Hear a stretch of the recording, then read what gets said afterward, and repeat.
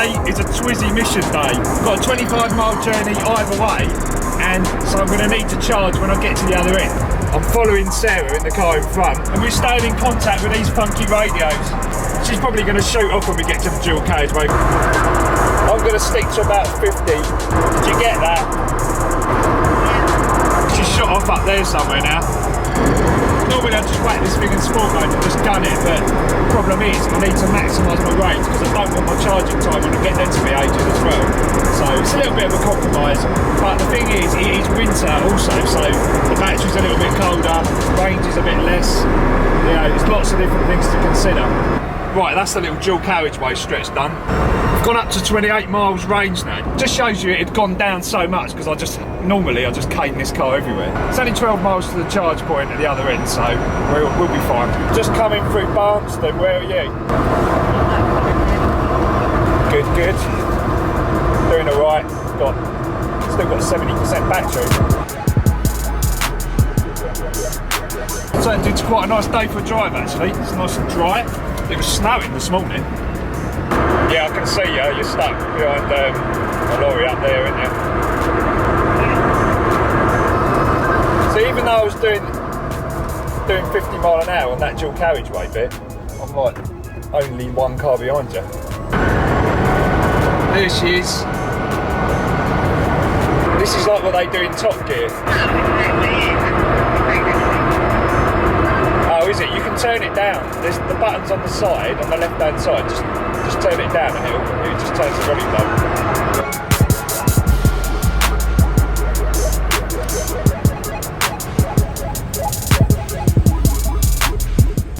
Right, nearly there. Not far to go. 40% battery.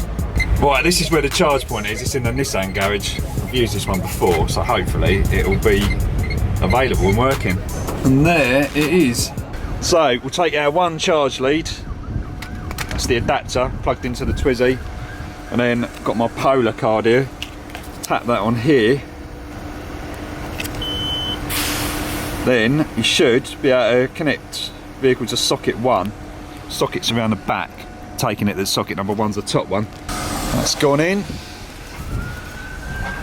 Are we charging? Yeah, here we go. Where are you?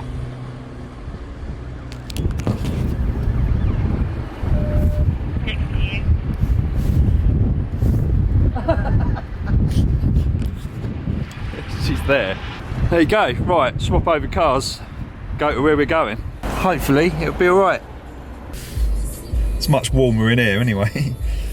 So a couple of issues that I've been having with the power box, which is the thing that makes the car faster and kind of, you know, gives it its performance, because in stock form it's not that great. So Kenneth, who makes the power box in Norway, keeps updating the software, which is good because it gives you new features and it just changes the display and everything else.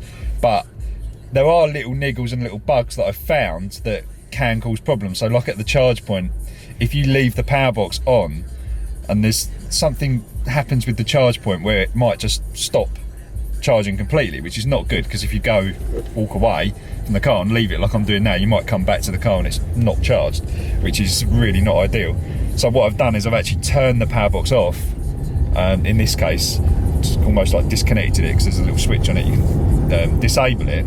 So, you know, ideally it will just charge like it's the normal car, and I think that's what you want. But there are other issues with it as well, with the Twizy in general. You've got to watch, because if the mains power supply is a little bit higher than normal, so yeah, some of these chargers are on different, I don't know, probably different three-phase things, probably to do with if it's like in an industrial estate or park. Sometimes the voltage can rise up a little bit. That's the mains voltage, and that affects the Twizy. The Twizy won't charge if the voltage is a little bit higher. So it's all things you've got to watch. I mean, this is like one of the first electric cars, so you can't, you know, expect it's going to be perfect, but you know, there's workarounds for it. Right, we're just parking this car. What I was wondering, when I get out I'll show you, there's actually like a socket on the wall up here, which is like a main socket, and I don't know, I think it might be for like a forklift or something, but you know, I could have risked that. But then look, there's two cars parked. I wouldn't have been out parked there anyway.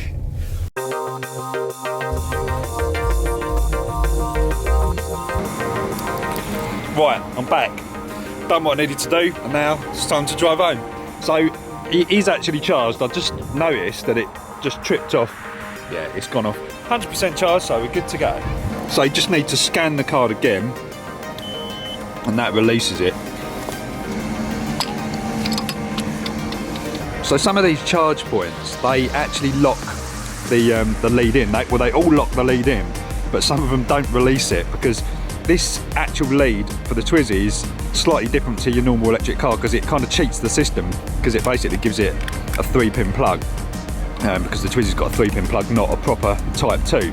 So you're kind of cheating the system. You notice this little switch on here, this has got a key switch that goes into it. So if you run into a situation where it won't let the actual plug out, you need this particular lead, because it's got the key switch, and you just flick that to off and then it will release it. Anyway, let's get going. Turn our power box back on. Got all the heated stuff on, heated seat pad and the footwell heater.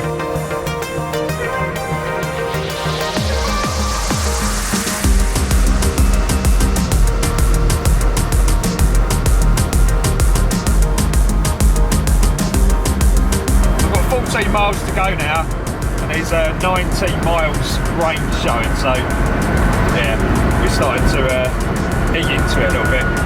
Right, slightly concerning. Let's give it a go.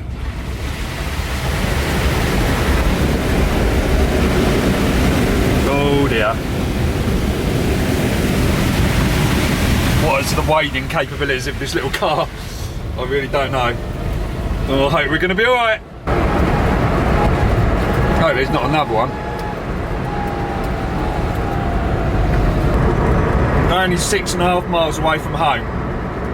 Oh, have a little paddle. Whoa, I'm nice and dry. Bit of an epic drive tonight.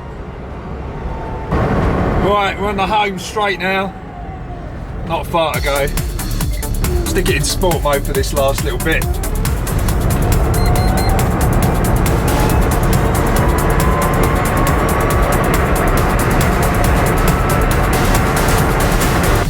Right, just had to pick a couple of bits up from the shop. Some dickhead in a van undertook me earlier, and I just went round him. I went round him on the inside of the roundabout, because this thing could just cut right in there. And we're back. 3 miles left on the clock. I'm getting good at this.